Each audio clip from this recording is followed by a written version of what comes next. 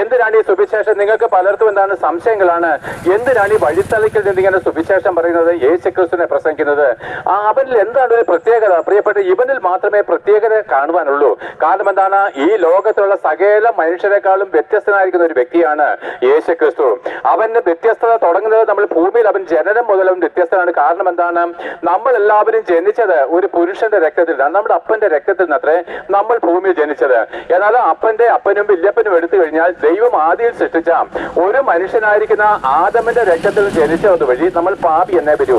എന്നാൽ യേശുക്രിസ്തുവിന്റെ ജനനത്തെ പറ്റി പറയുന്നത് അവൻ പുരുഷന്റെ രക്തത്തിൽ നിന്നല്ല, പുരുഷന്റെ ഇഷ്ടത്താലുമല്ല. അത്യുന്നതനായിരിക്കുന്ന ദൈവത്തിന്റെ പരിശുദ്ധാത്മാവ് കന്യകയുടെ മേൽ നിഴലിട്ടപ്പോൾ ഉളവായ ഒരു വിശുദ്ധ പ്രതിയാണ് ക്രിസ്തു. അതായത് ഭൂമിയിൽ പാപമില്ലാതെ ജനിച്ച ഒരേ ഒരു വ്യക്തി. രണ്ടാമതൊരാൾ ജനിച്ചിട്ടില്ല, ജനിക്കുകയുമില്ല. അപ്പൊ നോക്ക്, പിന്നെ യേശുക്രിസ്തു ജനിച്ചത് തന്നെ പാപമില്ലാത്തവനായിട്ടാണ്. എന്നാൽ നമ്മളെല്ലാവരും ജനിച്ചതേ പാപിയായിട്ടാണ്. അമ്മയുടെ ഉദരത്തിൽ കിടക്കുമ്പോൾ മുതൽ നമ്മൾ പാപിയാണ്. നമ്മൾ വിചാരിക്കുന്നു നമ്മൾ പാപിയായിട്ട് തീർന്നിരിക്കുന്നത് നമ്മൾ ചെയ്ത പ്രവൃത്തിയാലാണ്. നല്ല പ്രിയപ്പെട്ടവരെ, നമ്മൾ ജനിച്ചത് തന്നെ പാപരക്തത്തിലായതുകൊണ്ട് നമ്മൾ ഇതാണ് പാപ സ്വഭാവം കാണിക്കുന്നു, പാപിയുടെ സ്വഭാവം കാണിക്കുന്നു.